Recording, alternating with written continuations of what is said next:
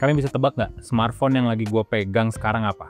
Ya, ini adalah Xiaomi 15 Ultra yang akhirnya bakal masuk ke Indonesia 13 Maret nanti. Versi Ultra, versi flagship dan Ultra dari Xiaomi akhirnya comeback juga ke Indonesia. Terakhir, Xiaomi ngeluncurin versi Ultra itu Xiaomi Mi 11 Ultra yang masih pakai Mi dan masih ada gimmick layar sekunder di bagian belakang. Kalian inget lah pasti ya. Setelah 3 tahun kayaknya ya, koreksi kalau gue salah, akhirnya Xiaomi ngeluncurin lagi nih 15 Ultra. Secara global, termasuk di Indonesia. Pantesan aja pas gue podcast sama Bung Andi di Yuzonto, kalian pasti juga pernah nonton. Bung Andi tuh bilang, tolong dong naikin harapannya, naikin prediksinya. Ternyata ini coy, Xiaomi 15 Ultra.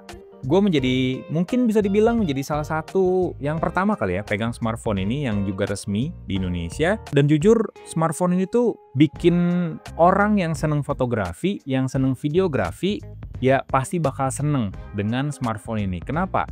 Selain dengan adanya bantuan dari Leica secara hardware dan juga software, smartphone ini juga didesain mirip kayak kamera profesional yang klasik. Lihat. Ini salah satu warna dari Xiaomi 15 Ultra, warnanya tuh silver chrome. Jadi perpaduan warna hitam dengan material mirip kayak kulit vegan dan di bagian atasnya tuh warna silver. Persis banget kayak sebuah kamera pocket yang jadul gitu. Tapi secara global sendiri ada beberapa warna lainnya selain silver chrome, yakni white, black, dan juga pine green. Tapi untuk pine green sendiri secara global memang nggak masuk Indonesia. Tapi ya gue berharapnya sih seenggaknya black dan white masuk resmi ke Indonesia, ke pasaran Indonesia. Ditambah lagi Xiaomi pun bakal ngeluncurin fotografi kit dari smartphone ini. Jadi memang dijual terpisah, nggak sepaket juga. Tapi ya seenggaknya Xiaomi benar-benar serius untuk memenuhi kebutuhan para fotografer entusias di Indonesia. Xiaomi 15 Ultra tuh memang punya banyak peningkatan spesifikasi, upgrade spesifikasi yang lebih signifikan dibandingin sama Xiaomi 15 yang versi regular. Dari dapur pacu ya memang sama sih, dia pakai Snapdragon 8 Elite, RAM-nya 16GB, up to 16GB LPDDR5X dengan memori sampai 1TB UFS 4.0. Jadi 2 kali lipat dari Xiaomi 15. Baterainya juga lebih besar dari Xiaomi 15 yang regular, 5410 mAh yang tetap ngedukung fast charging 90W. Tapi wireless chargingnya udah tembus 80W. Kapasitas baterainya sendiri sebenarnya lebih kecil dari versi yang dijual di China yang tembus 6000 mAh. Tapi seenggaknya ini udah kasih power yang lebih besar lah ya. Dibandingin sama banyak smartphone flagship yang mungkin masih sekitar 5000 mAh aja. Smartphone ini udah pakai panel LTPO AMOLED, bentangannya 6,73 inci dengan resolusi 3200 x 1440 pixel, 3,2K. Tajem banget warnanya. Nih. Desainnya beda dengan Xiaomi 15 yang flat. Smartphone ini mirip kayak Vivo X200 Pro sih, buat gue ya. Karena dia mengusung desain quad curve alias lengkungan di setiap sisi layarnya yang bikin visualisasi bakal lebih maksimal, lebih lapang aja, dan lebih terlihat bezel-less. Lebih premium lah dibandingin sama versi yang regulernya. Karena dia udah pakai panel LTPO, makanya smartphone ini udah ngedukung refresh rate yang adaptif dari 1Hz sampai juga 120Hz. Lebih hemat daya dan lebih kasih experience yang lebih smooth ke penggunanya. Terus punya tingkat kecerahan layar sampai 3200 nits, udah ngedukung kodek HDR10+, udah ngedukung Dolby Vision juga. Jadi ya secara konten visualisasi udah nggak ada keluhan kali ya pakai smartphone ini. Mau nonton video, mau ngegame, mau motret-motret. Tadi juga gue sempat motret-motret pakai smartphone ini di matahari yang lagi terik-teriknya, tetap kelihatan jelas di Xiaomi 15 Ultra. Juga smartphone ini udah support IP68, yang berarti tahan air dan juga terpahan debu meskipun belum IP69. Buat gue sih ini nggak terlalu penting ya IP69. IP68 pun cukup banget untuk kalian ngonten di mana aja dengan rasa yang lebih aman. Bagian kamera menjadi bukan salah satu lagi sih, menjadi kelebihan utama dari Xiaomi 15 Ultra. Bayangin, smartphone ini punya 4 kamera yang diposisikan letter L. Ini sengaja sih, karena mungkin orang-orang kalau fotografer entusias pasti bakal motretnya landscape kali ya. Jadi dari positioning Leica, terus posisi kameranya emang dibikin posisinya tuh dibikin pas untuk motret landscape. Jadi ada 4 kamera di belakang. Satu kamera dulu nih ya, kamera utama yang buat gua ini udah overpower gitu.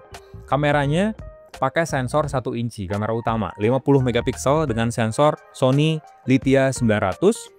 Focal length-nya setara 23 mili, lensa 23 mili, dan udah support OIS juga, Optical Image Stabilization, dengan sensor 1 inci. Ini gue seneng banget ngonten pakai smartphone ini, karena detailnya bakal lebih tajam, warna bakal lebih tajam. Apalagi kalau kalian memanfaatkan HP ini untuk motret foto potret. Blurnya tuh bagus banget. Subjek utama di depan dibikin detail, sementara background di bagian belakangnya dibikin efek blur yang halus dengan proses segmentasinya tuh pas banget, rapih banget. Perpaduan hardware dan software dari Xiaomi serta juga Leica, ya bikin smartphone ini kamera utamanya aja udah bagus banget. Terus juga ada kamera telefoto 50 megapiksel yang setara focal length-nya dengan lensa 70 mili. Ada kamera ultrawide 50 megapiksel dengan sensor ISOCELL GN5. Yang terbaru dari smartphone ini yang beda jauh dibandingin sama Xiaomi 14 Ultra yang cuma dijual di China adalah kamera periskop telefotonya yang pakai sensor 200 megapiksel. Jadi sensornya mirip kayak Vivo X200 Pro, ISOCELL HP9, HP9, 200 megapiksel. Yang biasanya, yang umumnya sensor tersebut tuh dipakai untuk main kamera, tapi ini dipakai untuk periskop telefoto. Jadi kalian bisa bayangin gimana rasanya motret jarak jauh pakai smartphone ini. Gue sendiri karena dia udah disupport sama pencitraannya Leica, ada Leica Vibrant, ada Leica Authentic untuk mode warnanya, terus juga Master Portrait dan Leica Portrait untuk di mode mode pengambilan gambar potretnya. Jujur kalau gue ngambil foto potret, gue lebih seneng pakai focal length yang agak jauh dari 3 kali dan juga 4,3 kali. Itu berarti 60 mili sampai 75 mili. Gue lebih seneng pakai lensa periskop telefotonya untuk motret potret, termasuk juga untuk mode foto. Kebanyakan gue motretnya pakai mode perbesaran 3 kali zoom maupun 4,3 kali zoom karena senagih itu motret jarak jauh pakai smartphone ini. Semua detailnya dapet, dramatisasinya tuh dapet, motret menghadap matahari langsung pun gue nggak usah takut lagi hasilnya bakal gelap banget gitu ya karena nabrak lensa. Enggak, tetap bagus, warnanya bagus, detailnya dapet, ya semuanya bagus lah gua rasanya di smartphone ini. Kalian bisa lihat hasil-hasil fotonya di video ini, nanti tinggal dimasukin lah sama tim editor.